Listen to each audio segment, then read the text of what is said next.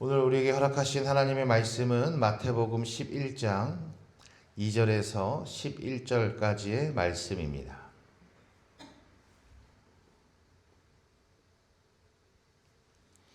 우리 함께 교독하도록 합니다.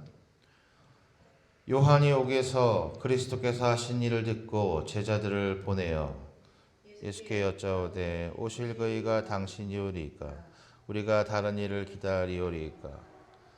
예수께서 대답하여 이르시되 너희가 가서 듣고 보는 것을 요한에게 알리되 맹인이 보며 못 걷는 사람이 걸으며 나병 환자가 깨끗함을 받으며 못 듣는 자가 들으며 죽은 자가 살아나며 가난한 자에게 복음이 전파된다 하라. 누구든지 나로 말미암아 실족하지 아니하는 자는 복이 있도다 하시니라. 그들이 떠나매 예수께서 무리에게 요한에 대하여 말씀하시되 너희가 무엇을 보려고 광야에 나갔더냐? 바람에 흔들리는 갈대냐? 그러면 너희가 무엇을 보려고 나갔더냐? 부드러운 옷 입은 사람이냐?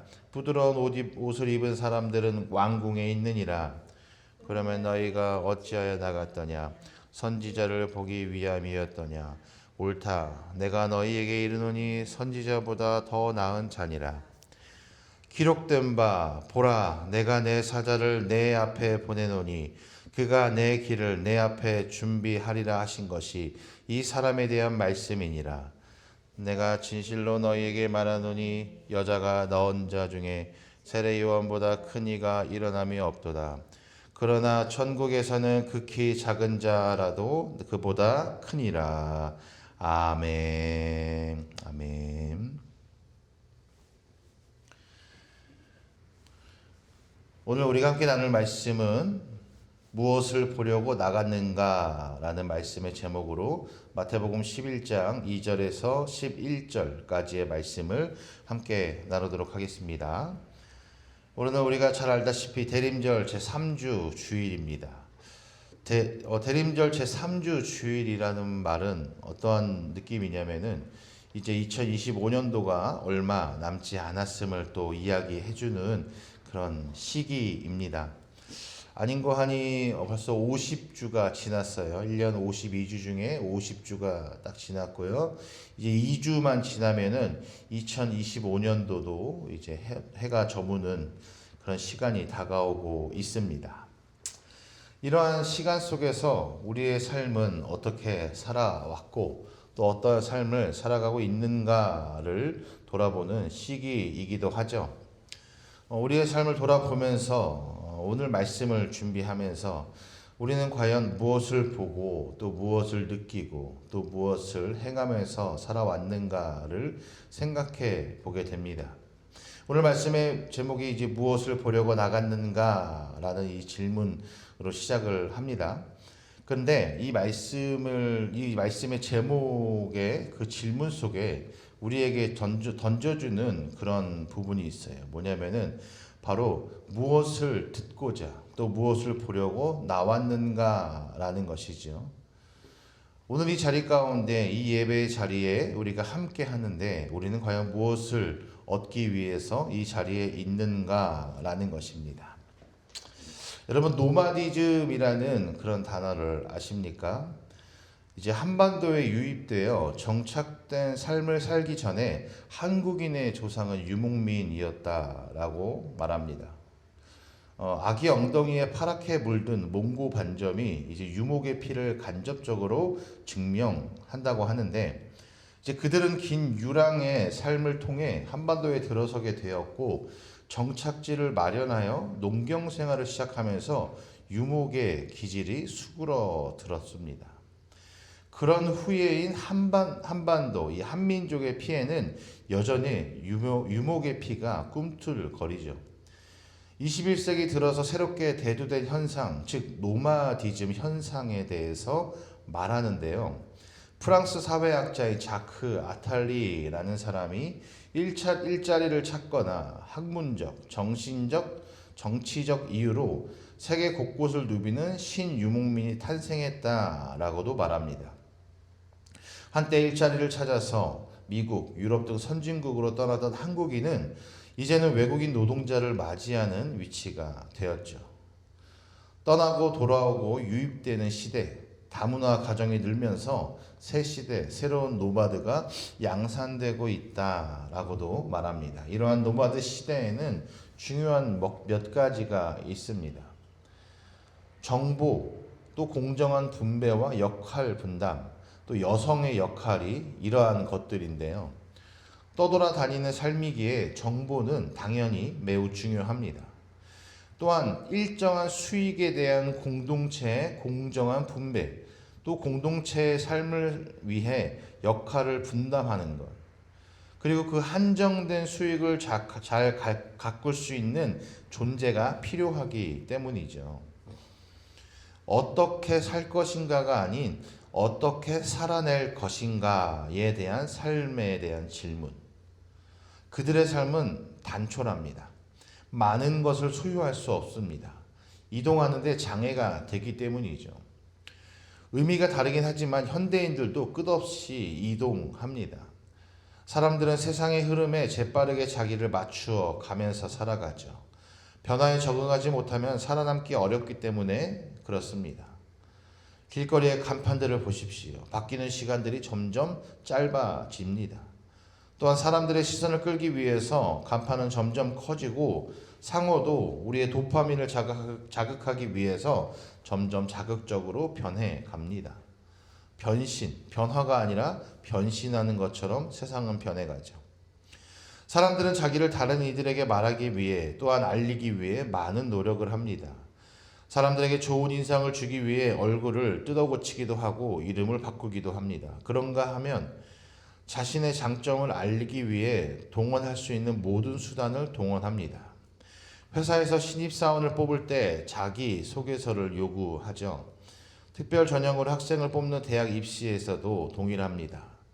그래서 많은 젊은이들은 고민하면서 살아갑니다. 어떻게 자기를 돋보게 드러낼 수 있을까? 자기가 누구인가는 그렇게 중요하지 않은 것이죠. 자기 자신을 어떻게 포장해서 상품화할 수 있을까라는 생각으로 삶의 대다수를 걱정하며 살아갑니다. 점점 자신을 포장하는 색깔은 화려해지고 있습니다. 그런데 그 자신 안에 있는 자신의 본질은 점점 어두워지고 있는 것, 그것이 우리가 살고 있는 이 노마디즘, 이 시대 속에 살고 있는 우리의 삶의 자화상일 것입니다. 오늘 본문에 보면은 예수님께서 이제 세례 요한에 대한 설명을 해주십니다. 세례자 요한은 지금 처형대를 앞에 두고 있는 상황인데요. 세례 요한이 처형당한 직접적인 원인은 우리가 모두 잘 알다시피 요한이 이제 헤롯이 이복 형제였던 빌립의 아내 헤로디아와 결혼할 것, 그것에 대해서 꾸짖는 그런 이야기가 등장을 합니다. 그래서 이제 이를 두고 이것을 계기로 인하여서 세례 요한을 처형하려고 하는 것이죠. 하지만 그것만은 아닙니다. 그들의 결혼이 사랑의 근거가 아니라 정략적 판단에 의한 것이어서 세례 요한이 이제 꾸짖는 것이지만 그것만으로 세례 요한을 처형하려고 하는 것은 아니었다라는 것이죠. 세례 요한이 꾸짖은 것은 바로 그의 부도덕한 행위뿐만 아니라 그때 당시 유대인들, 서민들의 삶을 도탄에 빠뜨려버린 정치적 야심 때문이었습니다. 명실상부한 왕이 되고 싶었던 헤롯 안티파스는 로마의 환심을 사기 위하여서 갈릴리 호수의 중서부의 신도시를 건설하고는 로마 황제 티베리우스의 이름을 따서 티베리아스라고 이름을 짓습니다. 또한 도시를 건설하는 비용을 충당하기 위해서 그 갈릴리의 어부들에게 무거운 세금을 부과합니다. 갈릴리 호수를 삶의 터전으로 삼아 살아왔던 이들의 삶이 피폐해질 수밖에 없는 것이지요. 게다가 물고기를 가공 처리하는 공장을 세우고는 헐값에 고기를 사들였던 것입니다. 정치는 백성들이 안심하고 살 수 있도록 잘 돌보는 것이 핵심입니다.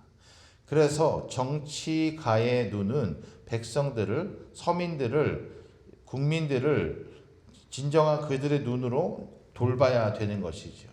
그들의 시선이 다른 곳에 자기 자신에게 있는 것이 아니라 바로 이러한 서민의 삶 속에 시선이 고정되었을 때 정치는 올바르게 섭니다.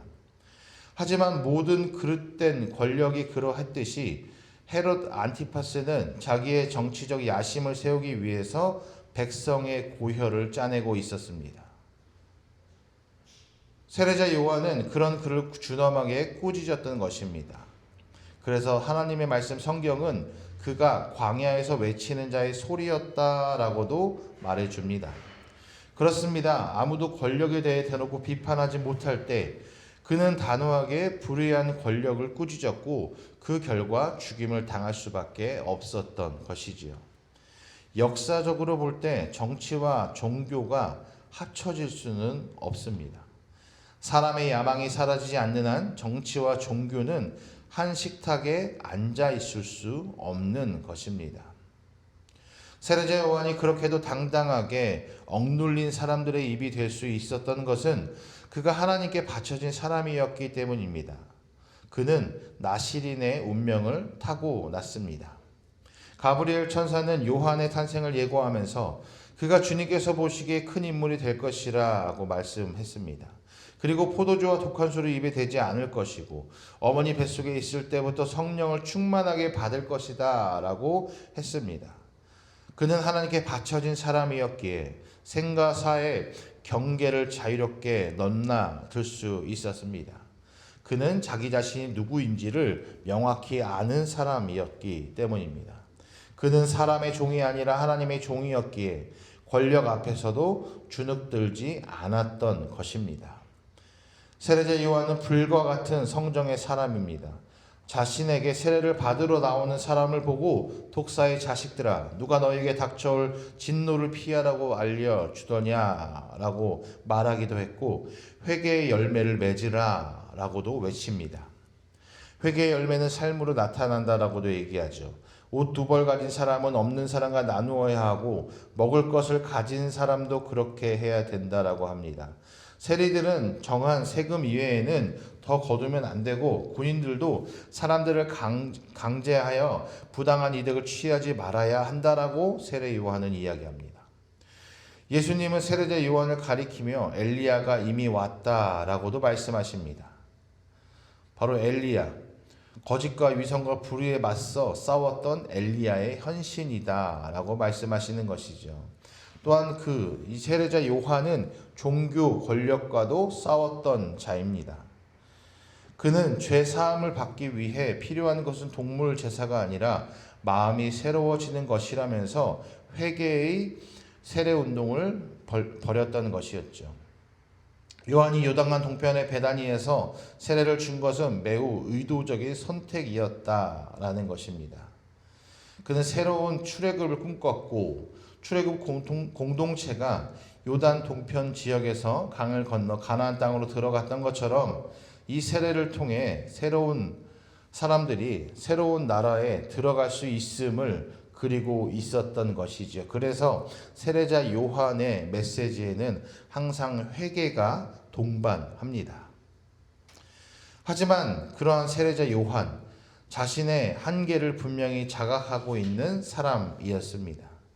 물론 복음서에 기록된 그의 말과 행적의 근거에서 판단할 수밖에 없는 한계가 있기는 하지만 적어도 자기 자신을 포장하는 몽상가는 아니었다라는 것이에요. 그는 자기 자신보다 큰 분이 뒤에 오실 것이라면서 자기를 몸에 굽혀 그분의 신발끈을 풀 자격조차 없는 사람이다라고 말합니다. 성령이 비둘기같이 예수님 위에 내려와서 머무는 것을 보았다고 사람들에게 증언하기도 했고 곁을 지나가서는 예수님을 보면서 자기 제자들에게 보아라 하나님의 어린 양이다 라고도 말했습니다. 예수에게 나와서 세례를 받는 이들이 더 많다는 제자들의 질투 섞인 그 말을 듣고 하늘이 주시지 않으면 사람은 아무것도 받을 수 없다. 그는 흥하여야 하고 나는 쇠하여야 한다 라고도 말합니다. 옛말에 남을 아는 사람은 지혜롭고 자신을 아는 사람은 밝다라는 말이 있습니다. 자기를 성찰하지 않는 사람은 자기를 알지 못한다라는 것이지요. 세례자 요한은 늘 하나님의 뜻 앞에 자기를 굽혔기 때문에 자기 자신을 잘 아는 사람이었습니다. 그래서 자신에게 중요한 것은 자기를 드러내는 것이 아니라 하나님의 뜻을 수행하는 것이었죠. 그렇기 때문에 사람들의 칭찬이나 비난에 흔들리지 않을 수 있었습니다.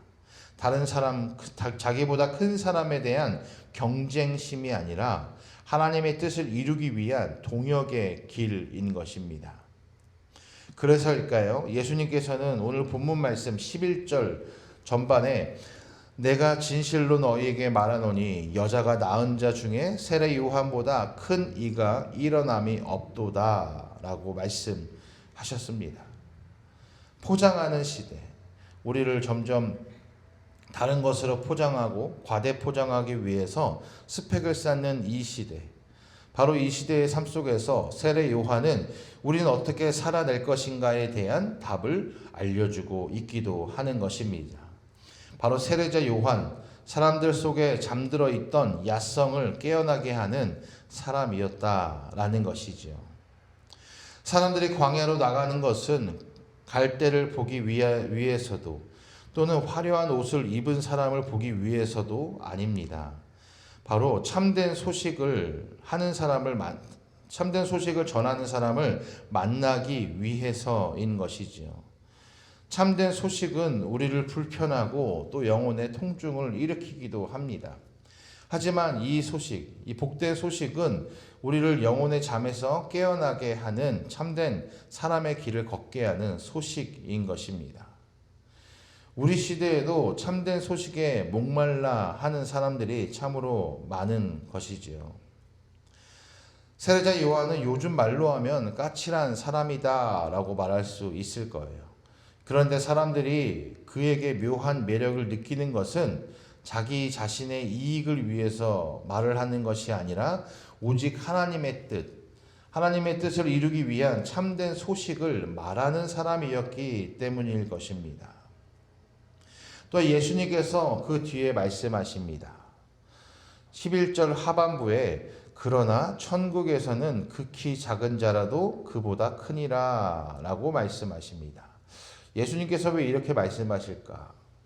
여자가 낳은 자 중에 더 큰 자가 없다라고 말씀하시고 바로 이어서 천국에서는 극히 작은 자라도 그보다 크니라. 예수님께서 세례 요한을 칭찬하시다가 너무 큰 칭찬이다 보니까 마음이 갑자기 좁아지셨는가요? 그렇지 않습니다. 이것은 우리가 세례 요한을 넘어서 그 다음 단계로 나아가야 된다라는 것을 말씀해 주고 있는 거예요. 너희가 위대하다라고 생각하는 이 세례 요한이라는 자가 굉장히 큰 사람이다. 하지만 이 큰 자가 천국에서는 극히 작은 자라도 그보다 크다라고 말씀하시는 것은 우리가 바로 그 큰 자가 되어야 한다라는 것입니다. 세례자 요한은 회개의 세례 운동을 통해서 새로운 세상을 열고자 했습니다. 그러나 여러분, 우리의 신앙생활, 믿음 생활은 회개에서 멈추지 않습니다. 신앙은요, 회개에서 멈추는 것이 아니라 그 다음 단계가 있다라는 거예요.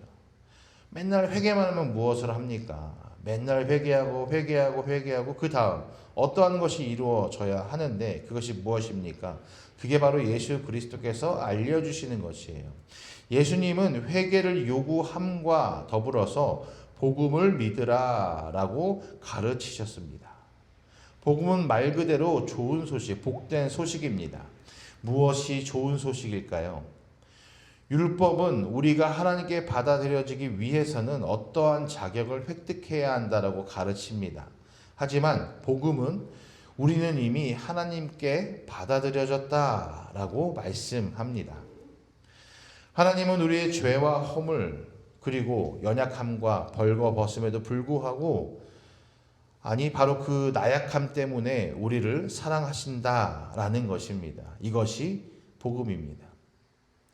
예수님은 우리를 감시하고 처벌하시는 하나님만 있는 것이 아니라 어머니처럼 우리를 위해 속을 끓이시면서 다정한 하나님을 가르쳐 주신 분입니다. 하나님 앞에 서기 위해서 우리가 해야 할 일은 어떠한 자격을 획득하는 것이 아닙니다. 그저 하나님의 사랑을 마음 깊이 받아들이는 것뿐입니다. 그러한 받아들임이 바로 믿음이라는 것이죠. 예수님은 사람이 얼마나 연약한지를 잘 아시는 분입니다. 우리는 의롭게 살기를 원합니다. 하지만 어떤 상황 속에서도 불의와 공모하기도 하죠. 우리는 빛 가운데 살기를 원하지만 어느 순간 어둠에 휩싸일 때도 있습니다.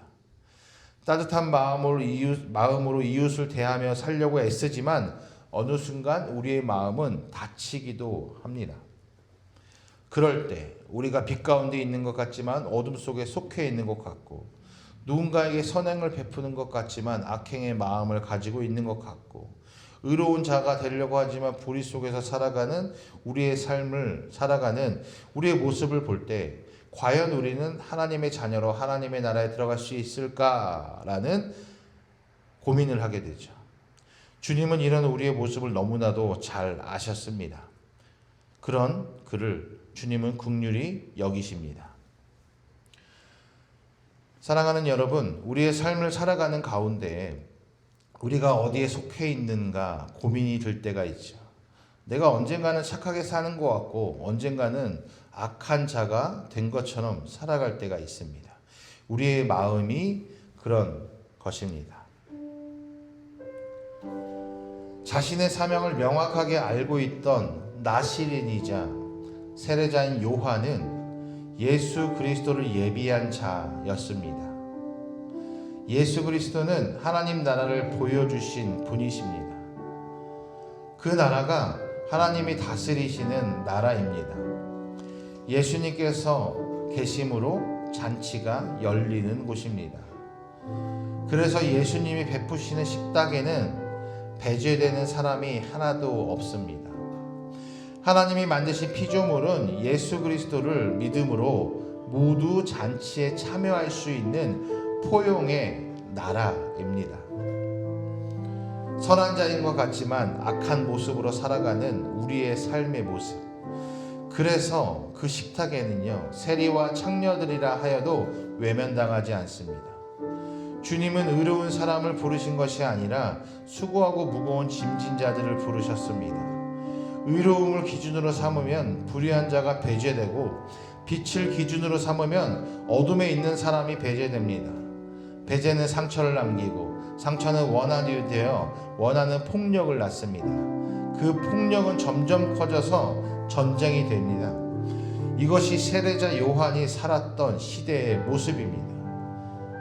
하지만 예수님은 전혀 다른 세상을 우리에게 보여주십니다. 예수님이 가르쳐 주신 하나님의 나라는 그 누구에게나 열려 있습니다. 모든 것을 포용하고 안을 수 있는 세상, 하나님의 나라인 것이지. 받아들여질까의 불안이 먼저 드는 곳이 아니라 하나님의 선행된 은총으로 받아들여진 나라. 그곳에 자기 스스로를 포장할 필요도 없습니다. 우리의 중심을 보시는 분이 왕이시기에 겉모습을 포장할 필요가 없기 때문입니다. 나는 깨끗하고 나는 의롭다라는 생각이 다른 사람들을 배척하게 만듭니다. 하나님 앞에 의로운 사람이 어디 있겠습니까? 조심하십시오. 다른 이들에 대한 무자비한 판단자가 되는 순간 우리는 사탄의 미혹함에 사로잡히게 된 것입니다. 우리의 갈 길은 멀지만 우리를 통해 하나님의 나라는 점점 자라날 것입니다. 자신의 빛을 가리고 죄인으로 규정된 이웃들 속에 살면서 그들을 아름다움의 길로 이끄셨던 예수 그리스도의 길을 따라 걷는 우리들이 되기를 간절히 소망합니다. 우리 함께 말씀 기억하시면서 묵상하도록 하겠습니다.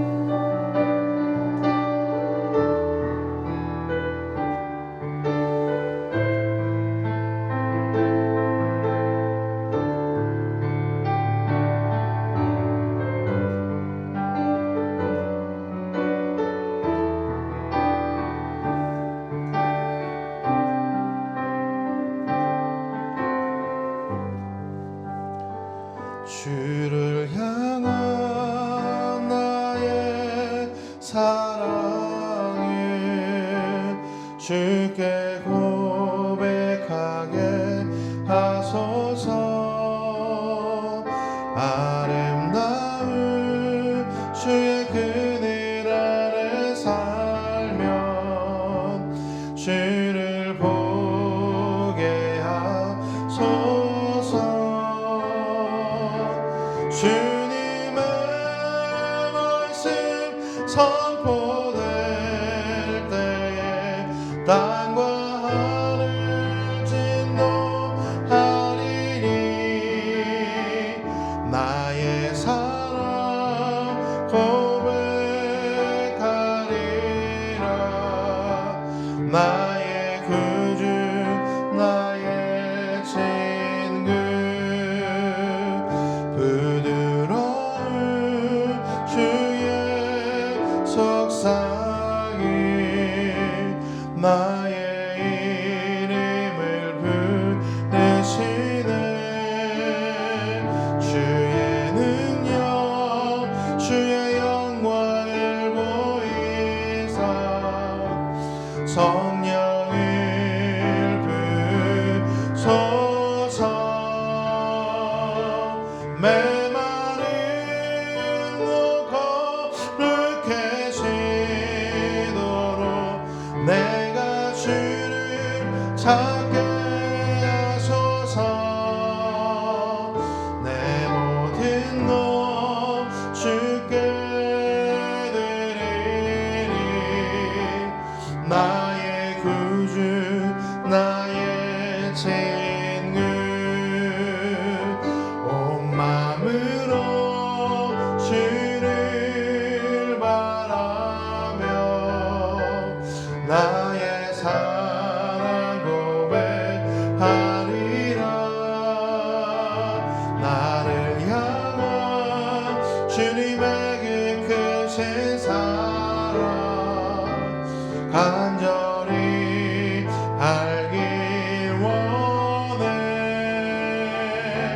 주의 은혜로 용서하시고